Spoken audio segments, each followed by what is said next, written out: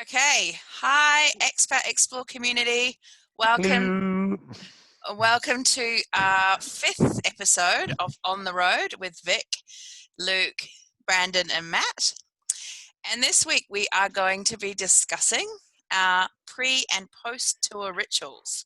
So I know I mentioned last week that we would also be discussing mishaps and getting ourselves out of some tricky situations. We decided that that might take a little bit too long to fit in with the pre and post tour rituals. So you have to tune in again next week for some of those, and that will be a good one. There's some pretty good stories of people getting their groups onto wrong trains and things like that. So we'll tell you how we got ourselves on not Maybe for looking you at guys. anyone in particular. Yes, speak for yourself, Victoria. Hey, you have to wait for next week to find out I'm who going to be that very was. quiet next week. No, so that'll be a good one. But yeah, so this week we're just going to have a little chat amongst ourselves. We don't even necessarily know yet what each other's pre and post tour rituals are. So it's going to be interesting for us, and we'll A lot of mystery this week. yeah we'll have a little bit of a discussion. So yeah, anyway, I'm down here in New Zealand still, and things are looking up, right? You know. We're starting to come out of our lockdowns, and hopefully we're going to be able to get back on the road traveling again soon to do some of these pre and post tour rituals. So anyway, I'll start before a tour.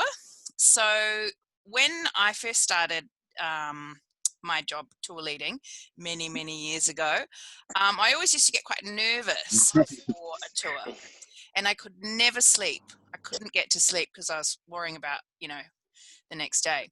But now that I'm a seasoned expert, I always try and go to sleep really early, and I do find that a bit easier these days. But yeah, one of the things that I do before a tour starts, and you guys probably do this too, because one of the things that you have to be if you're a tour leader is organized. So we always get our stuff all ready. Yeah. So I get my list. I don't know if you guys do this, but I get my list of passengers.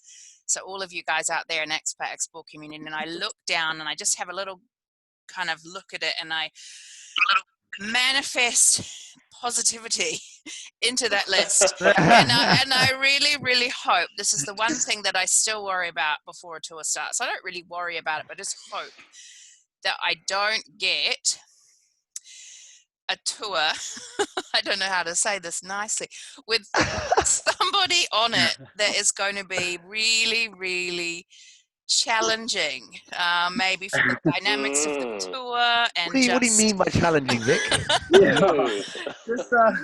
Yeah, so basically that I just hope, and I look and I think, please everybody be really nice, please everybody have a great time, please don't give me one of those people that is going to make my life difficult and the rest of the people in the boat.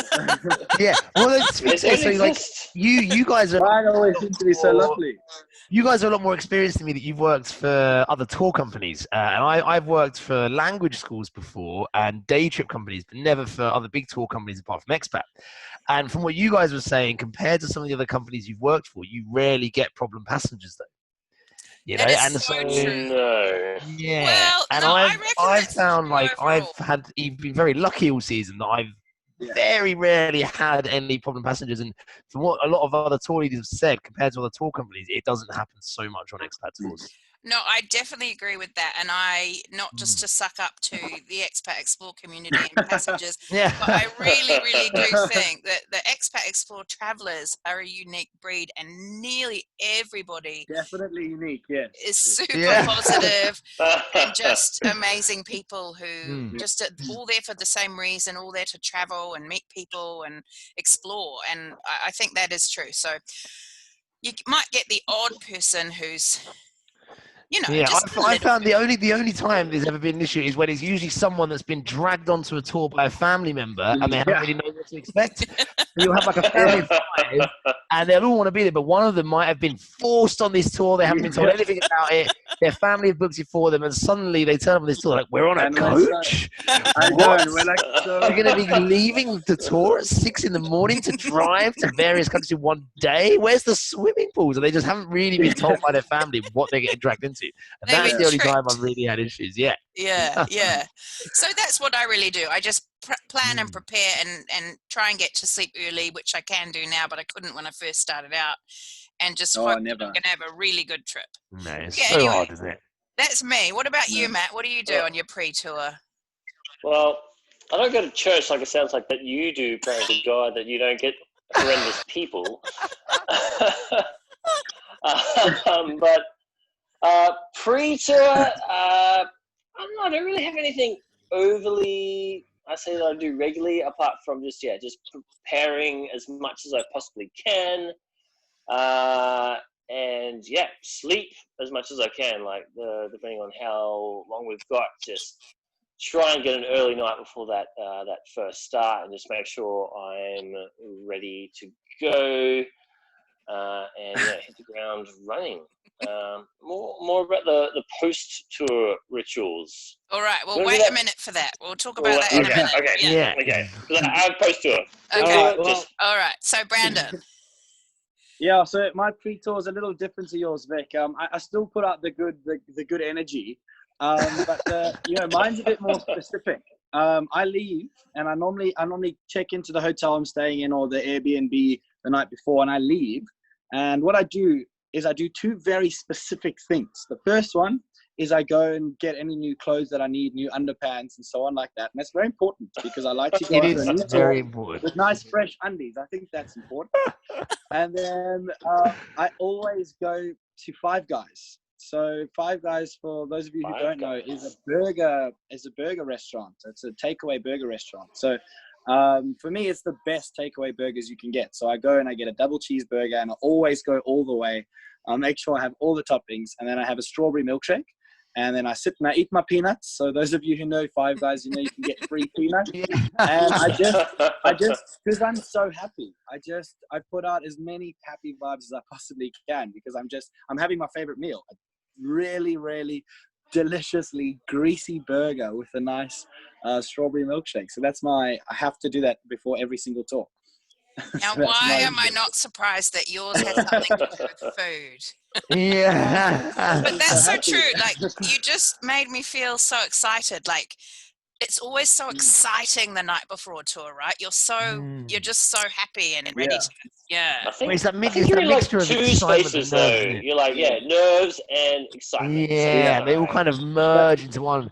And the sensation of being nervous and excited, they're very similar sensations. Yeah, I mean, the physical sensation of nervousness and excitement manifest in the same way.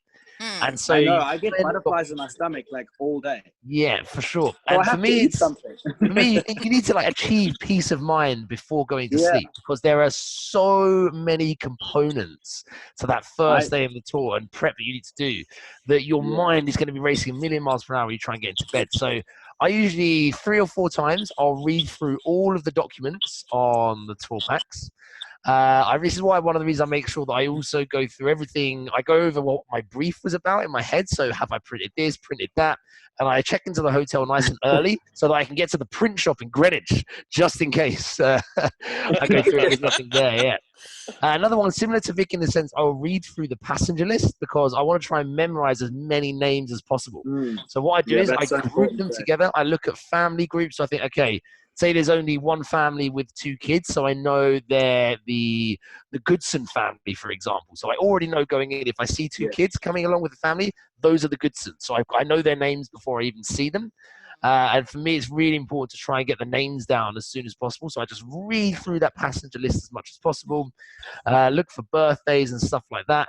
And also, I try not to talk. So I have, birthdays so but I try to have a day of silence before the tour because, as you guys know, I like to talk a lot. That must be really hard for you, Luke. For me, it's really hard. Because that first day, you're talking. I want to tell you something. God. It was the most embarrassing thing. I know it's like we didn't talk about mishaps, but it's just so perfect. Like the last tour I ran, actually, on Expat, I got the person's name wrong and forgot their birthday. So I met her in the morning and I was like, oh, it's your birthday today. Happy birthday. Because I always highlight birthdays. So I was like, oh, cool. It's highlighted. It's her birthday. Hey, happy birthday.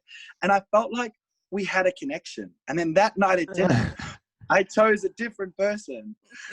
And celebrated their birthday. So you know that dinner in Paris. So I Yeah. gave the wrong person cake and sang for it. That is the Oh. perfect one for next week. You're going to give us more details I on that. know. Save that. Save that. Yeah. Oh, that's awkward, Brandon. No. Yes. I know. It was the worst thing. Oh, I felt so no. bad. Oh, But it's so important to remember the names and get the names right, because like there's no worse feeling when someone gets your name wrong or forgets it. But obviously, sometimes you've got 50 I know. passengers, you know. And so mm, I just I find know. reading through. I remember on training tour when me and Matt, we were going to be doing our little talks on the training tour the second half, and me and Matt sat up for like an hour in our room trying to memorize all the names of the passengers on training tour. And I think it was when we did that, that's just kind of stuck with me. So now I just try and get those names down as much as possible. Because for me, if I go in there feeling like I kind of already know them a little bit before I've even met them, I feel that connection a bit quicker, and I can just get on with creating a great experience for them, mm, rather than Exactly. desperately trying to remember mm. their names You on that won't, yeah, first and day. you're not stressed because it's like Yeah, actually definitely. getting. I think ultimately you want to just try and reduce any potential stress that's going to arise for you as much as possible beforehand. And again, for me, Yeah. like that first day, you're talking a lot. You know, you've got so much information to Yeah. deliver to them that Mm. you got to I get know. your I always voice feel so ready. bad for our guests because we talk Yeah, so much on day Mm. one. Like, yeah. he's still talking. He's still Like, yes, I talking. am, and it ain't stopping All anytime day. soon. All day. We've been driving all day. He hasn't shut up. Yeah, All right. So to move along from Luke's pre-tour, Yeah. so we're all doing similar things, I guess, and everyone has their own little differences. But I reckon post-tour people are going to be quite different with what they do. Mm. So yeah. Probably involves a lot of drinking, but for everyone. well, post-tour for me, you guys will probably agree. It's amazing. Like if by luck has it, one of you guys or one of your other Mm. really good friends has happened to be in town or has finished a tour either the day before or the same day or the next day. You always organize to meet up and debrief and chat about your trip. But if there's no one around, that's good too, because at the end of a tour you are absolutely shattered. And so what I'll do if no one is about, I'll just head off up to my room and basically hibernate, become a hermit before I have to go into the office Yeah. the next morning. Yeah. But I just want to mention, on the last day of a tour, you guys might have the same feeling. I always feel a bit sad. I mean, Yeah. that's probably obvious, but I just feel like you've been around all these amazing places with this one group of people and such an intense experience, and you never know if you're ever going to see those people again, and you certainly probably won't all be together again. So I always feel like a little bit Yeah, definitely. And you think as well, the Yeah. amount of time you spend with them, like even good Yeah. friends in your life, you might see for a mm, few hours once a week. And over the course of 2 years, you might mm, still spend less time with that good friend than you spend Yeah. with your passengers on a tour. Because you're exactly. spending like 15 hours a day consecutively, sometimes for 26 days. Yeah. And so Yeah. the bonding is accelerated tenfold compared to a normal situation. And you Yeah. do Massively. Yeah. develop those deep bonds. And it can be genuinely quite sad to And finish strong.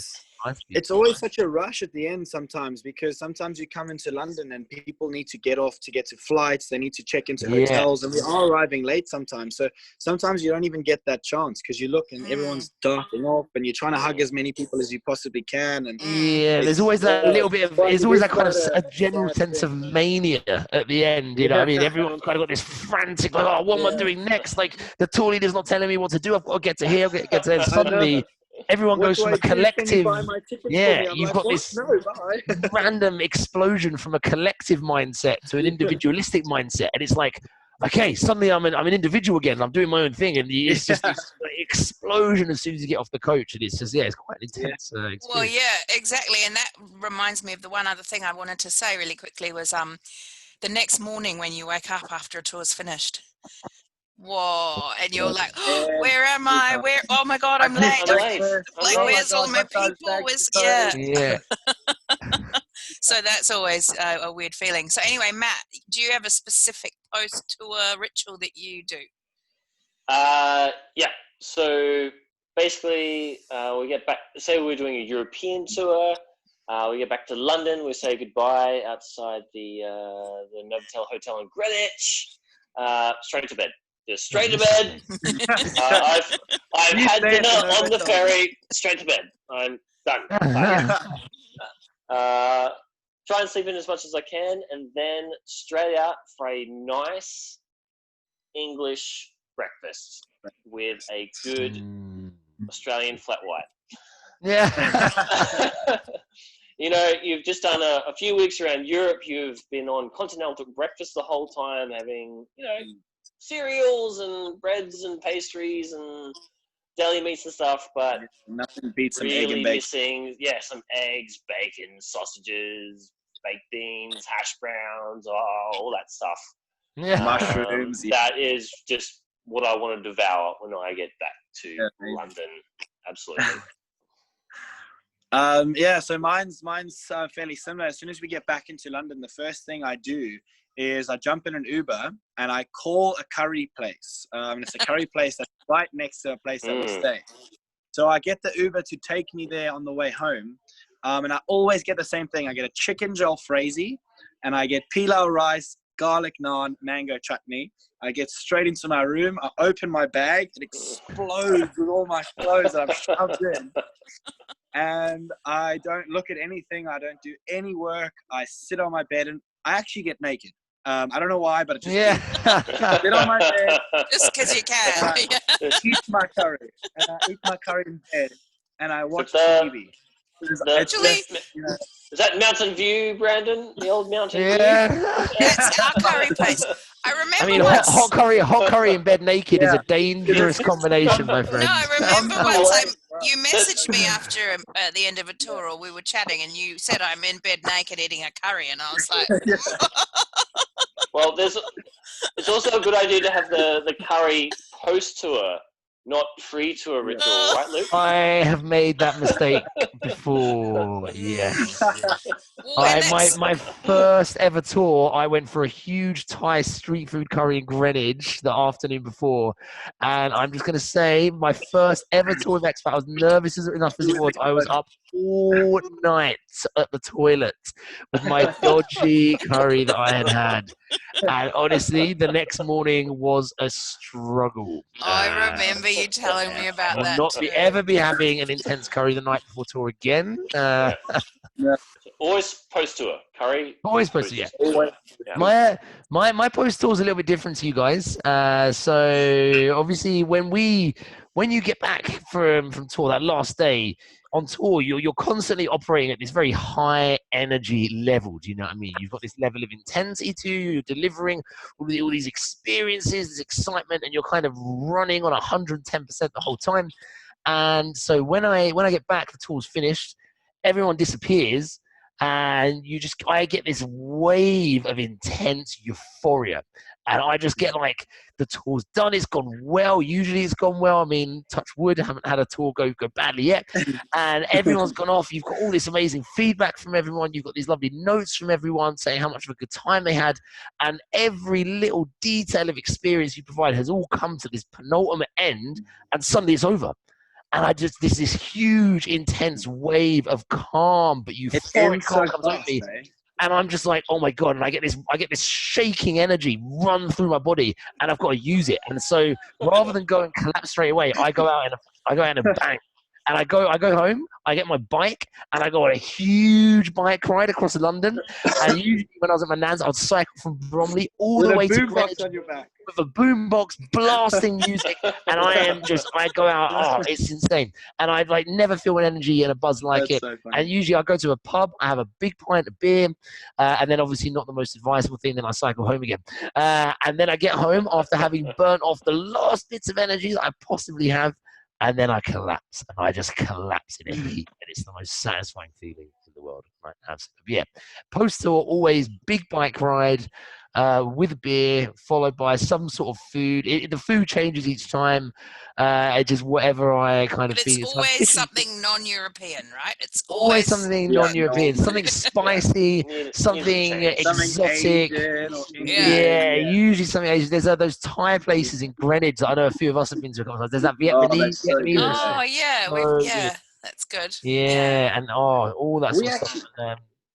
Go on. No, I was going to say, Luke, remember that curry we went for? We went for a curry, then we went to the That Gypsy was Moth, I amazing. think. Yeah. The that was cool. Gypsy Moth. Yeah. Making me sad again. I want to be in Greenwich Yeah. right at the beginning of a cornerstone of Greenwich. with you guys. Also, like you said, there's always that. Whilst waiting for the taxi to get home, is always a beer at Belushi's. Standard postal ritual. Yeah. Beer at Belushi's whilst waiting for an Uber. You're watching the passengers. Some of them are coming out of the hotel to get trains, and you're just seeing the coach pull away. Everyone's kind of going off, and I just sit there, observe the spot where they're talking. I look at the Novotel, thinking about it with my beer and all my bags, waiting for my Uber before the big bike ride. All right, guys, we're actually just about to run out of time this week. Yeah. I can see that. But that was cool hearing some of those things. But yeah, so next week we're going to talk about some tricky situations that we've maybe gotten ourselves into and out of. Some mishaps that may not have been necessarily our fault, but how we managed to get out of them, maybe with or without you guys, the passengers, knowing how much strife we were maybe in. So that'll be our next the key, episode. Isn't it? So we'll sign off now. So yeah, again, bye from New Zealand, and let us know, what you thought about the video, and if you've got any pre or post tour things that you do after you finished a trip. So bye, guys. And good night from Australia. Looking forward to next week as always. Brendo. Right. Bye from South Africa. See you next week. And good morning and goodbye from London. See you guys next week. Have a lovely day or evening or afternoon or whatever section of time you happen to be in.